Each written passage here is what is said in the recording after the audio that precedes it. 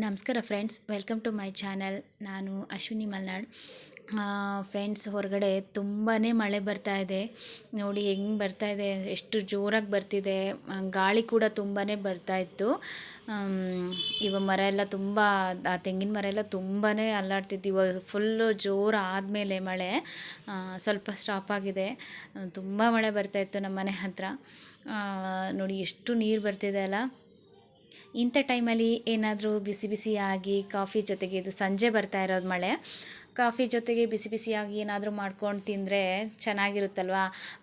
ಹೊರಗಡೆ ಮಳೆ, ಒಳಗಡೆ ಬಿಸಿ ಬಿಸಿಯಾಗಿ ಕಾಫಿ ಜೊತೆಗೆ ಏನಾದರೂ ಬೋಂಡ ಈ ಥರ ಮಾಡ್ಕೊಂಡು ತಿಂದರೆ ಖುಷಿಯಾಗುತ್ತೆ. ಹಾಗೆ ಮಕ್ಕಳು ಕೂಡ ಖುಷಿಯಾಗ್ತಾರೆ.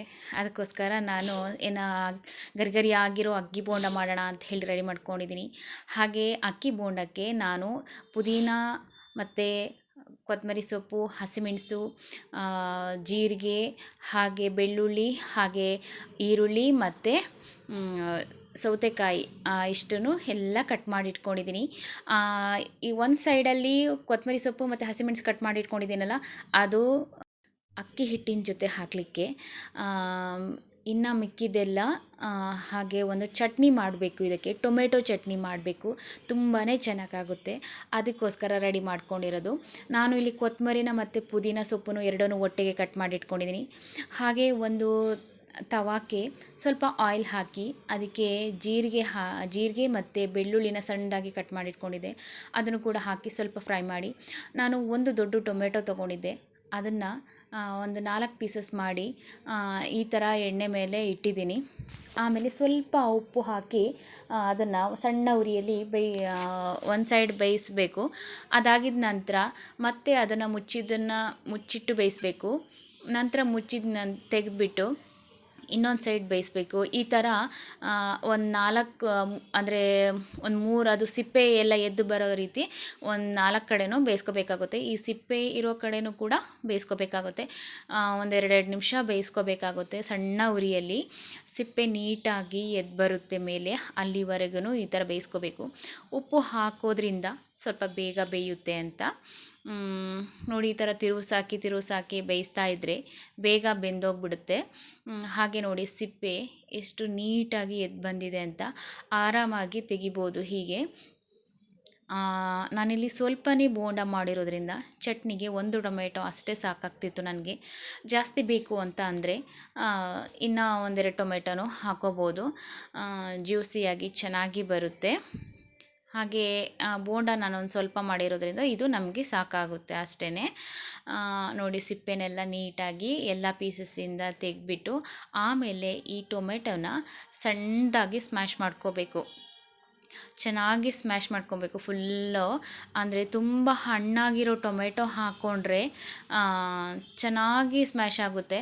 ಸ್ವಲ್ಪ ನಾನು ಹಾಕ್ಕೊಂಡಿರೋ ಟೊಮೆಟೊ ಅಷ್ಟು, ಅಂದರೆ ನಮ್ಮ ಮನೇಲಿ ಹಣ್ಣಾಗಿರೋ ಟೊಮೆಟೊ ಇರಲಿಲ್ಲ, ಸ್ವಲ್ಪ ಗಟ್ಟಿಯಾಗಿತ್ತು, ಆದರೂ ನೀಟಾಗಿ ಸ್ಮ್ಯಾಶ್ ಮಾಡಿದ್ದೀನಿ.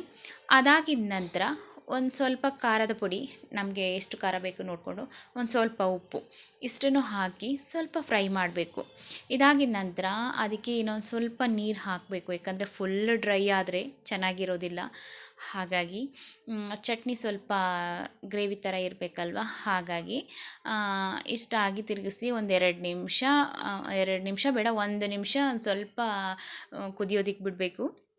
ಅದಾಗಿದ ನಂತರ ಸ್ವಲ್ಪ ಕೂಲ್ ಆಗ್ತಿದ್ದಂಗೆ ನಾನು ಕಟ್ ಮಾಡ್ಕೊಂಡಿರುವಂಥ ಅರ್ಧ ಈರುಳ್ಳಿ, ಒಂದು ಸ್ವಲ್ಪ ಸೌತೆಕಾಯಿ, ಜೀರಿಗೆ, ಆಮೇಲೆ ಕೊತ್ತಂಬರಿ ಸೊಪ್ಪು ಮತ್ತು ಪುದೀನ ಸೊಪ್ಪು ಮತ್ತು ಇದನ್ನೆಲ್ಲ ಕಟ್ ಮಾಡಿಟ್ಕೊಂಡಿದ್ದು ಎಲ್ಲ ಇತ್ತಲ್ಲ, ಅದನ್ನು ಹಾಕಿ ಸ್ವಲ್ಪನೇ ಬಾಡಿಸ್ಕೋಬೇಕು. ಇಲ್ಲ ಹಸಿನೇ ಹಾಗೂ ಇದ್ದರೆ ಚೆನ್ನಾಗಾಗುತ್ತೆ.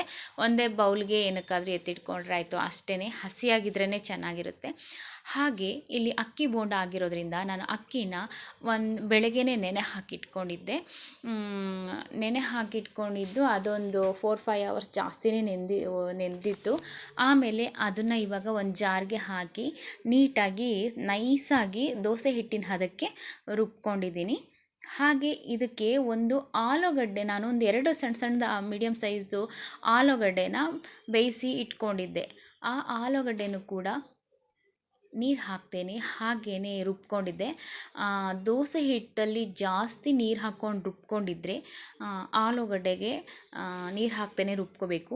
ಇಲ್ಲ ಆದರೆ ನೀರು ಜಾಸ್ತಿ ಅದಕ್ಕೆ ಹಾಕಿಲ್ಲ ಅಂದರೆ ಆಲೂಗಡ್ಡೆಗೆ ಸ್ವಲ್ಪ ನೀರು ಹಾಕಿ ರುಬ್ಕೊಳ್ಳಿ, ಇಲ್ಲಾದರೆ ತುಂಬ ಗಟ್ಟಿಯಾಗಿ ಬಂದುಬಿಡುತ್ತೆ. ಹಾಗಾಗಿ ಈ ಹಿಟ್ಟನ್ನು ಚೆನ್ನಾಗಿ ಆಲೂಗಡ್ಡೆ ಹಿಟ್ಟನ್ನು ಮತ್ತು ಅಕ್ಕಿ ಹಿಟ್ಟನ್ನು ಎಲ್ಲದನ್ನು ಮಿಕ್ಸ್ ಮಾಡಿಬಿಟ್ಟು ಅದಕ್ಕೆ ಸ್ವಲ್ಪ ಇಂಗು, ಸ್ವಲ್ಪ ಜೀರಿಗೆ, ಹಾಗೆ ಸ್ವಲ್ಪ ಕಾಳು ಮೆಣಸಿನ ಪುಡಿ ಇಷ್ಟನ್ನು ಹಾಕಿಬಿಟ್ಟು ಸ್ವಲ್ಪ ಅರಿಶಿನ ಹಾಗೂ ಕೊತ್ತಂಬರಿ ಸೊಪ್ಪು ಕಟ್ ಮಾಡಿ ಇಟ್ಕೊಂಡಿದ್ದನ್ನೆಲ್ಲ ಅದನ್ನು ಕೂಡ ಹಾಕಿ, ಹಾಗೆ ರುಚಿಗೆ ಎಷ್ಟು ಬೇಕು ನೋಡಿಕೊಂಡು ಉಪ್ಪನ್ನು ಹಾಕಿ ನೀಟಾಗಿ ಕಲಿಸ್ಕೋಬೇಕು. ಚೆನ್ನಾಗಿ ಎಲ್ಲ ಕಡೆ ಹಿಟ್ಟು ಮತ್ತು ಸೊಪ್ಪು ಎಲ್ಲ ನೀಟಾಗಿ ಮಿಕ್ಸ್ ಆಗಬೇಕು. ಅದಾಗಿದ ನಂತರ ಎಲ್ಲ ನೀಟಾಗಿ ಕಲಸಾಗಿದ ನಂತರ ಎಣ್ಣೆಯಲ್ಲಿ ನಿಧಾನವಾಗಿ ಸ್ವಲ್ಪ ಸ್ವಲ್ಪನೇ ಕೈಯಲ್ಲಾದರೂ ಬಿಡ್ಬೋದು. ನಾನು ಸ್ಪೂನಲ್ಲಿ ಬಿಟ್ಟಿದ್ದೀನಿ. ಸ್ಪೂನಲ್ಲಿ ಅದು ಅಂಟ್ಕೊಂಡಿರುತ್ತೆ. ನಾನು ಸ್ವಲ್ಪ ಸ್ಪೂನಿಗೆ ಎಣ್ಣೆನ ಹಚ್ಕೊಂಡ್ಬಿಟ್ಟು ನಿಧಾನವಾಗಿ ಬಿಡ್ತಾ ಇದ್ದೆ. ಹಾಗೆ ಇದು ಬೋಂಡ ಬೇಗ ಸ್ವಲ್ಪ ತಳ ಹಿಡಿಯುತ್ತೆ. ಇಲ್ಲ ಅಂದರೆ ಮತ್ತೆ ಒಂದೊಂದಕ್ಕೆ ಕಚ್ಕೊಂಡ್ಬಿಡುತ್ತೆ. ನಿಧಾನವಾಗಿ ಬಿಡಿಸ್ಕೊಂಡು ಬೇಯಿಸ್ಕೋಬೇಕಾಗುತ್ತೆ. ಆದರೆ ಟೇಸ್ಟ್ ಮಾತ್ರ ತುಂಬಾ ಚೆನ್ನಾಗಿರುತ್ತೆ. ತುಂಬ ಅಂದರೆ ತುಂಬ ಗರಿಗರಿಯಾಗಿರುತ್ತೆ. ತಿಂತಾ ಇದ್ದರೆ ಹಾಗೆ ಕರಮ್ ಅನ್ನೋ ಸೌಂಡ್ ಬರ್ತಾ ಇರುತ್ತೆ. ಕಾಫಿ ಟೈಮಿಗಂತೂ ತುಂಬಾ ಚೆನ್ನಾಗಿರುತ್ತೆ. ಹಾಗೆ ಟೊಮೆಟೊ ಚಟ್ನಿಗಂತೂ ಕಾಂಬಿನೇಷನ್ ತುಂಬಾ ಚೆನ್ನಾಗಿರುತ್ತೆ. ಒನ್ ಟೈಮ್ ಮಾಡಿ. ಆ ಜೀರಿಗೆ ಫ್ಲೇವರ್ ಎಲ್ಲ ತುಂಬ ಚೆನ್ನಾಗಿ ಬರ್ತಾ ಇರುತ್ತೆ, ಹಿಂಗಿಂದು ಎಲ್ಲ ಎಷ್ಟು ರುಚಿಯಾಗಿರುತ್ತೆ. ಆಲೂಗಡ್ಡೆ ಮಿಕ್ಸ್ ಇರೋದ್ರಿಂದ ತುಂಬಾ ಟೇಸ್ಟು. ಬರಿದೇನಾದರೂ ತಿನ್ಬೋದು. ಬರಿದಕ್ಕಿಂತ ಈ ಚಟ್ನಿ ಜೊತೆ ತಿಂದರೆ ತುಂಬಾ ಚೆನ್ನಾಗಿರುತ್ತೆ. ಕಾಫಿ ಜೊತೆಗೆ ಗರಿಗರಿಯಾದ ಅಕ್ಕಿ ಬೋಂಡ ಕೂಡ ರೆಡಿಯಿದೆ ಚಟ್ನಿ ಜೊತೆಗೆ. ಹಾಗೆ ಈ ಮಳೆಗೂ ಬೋಂಡಕ್ಕೂ ತುಂಬಾ ಚೆನ್ನಾಗಿ ಅನಿಸ್ತಾ ಇದೆ. ಓಕೆ ಫ್ರೆಂಡ್ಸ್, ಇವತ್ತಿನ ವೀಡಿಯೋಸ್ ಇಷ್ಟೇ. ಈ ವಿಡಿಯೋಸ್ ನಿಮಗೆ ಇಷ್ಟ ಆಗಿದರೆ ಪ್ಲೀಸ್ ಒಂದು ಲೈಕ್ ಮಾಡಿ, ಶೇರ್ ಮಾಡಿ, ಹಾಗೆ ಸಬ್ಸ್ಕ್ರೈಬ್ ಮಾಡೋದನ್ನು ಮರಿಬೇಡಿ ಫ್ರೆಂಡ್ಸ್.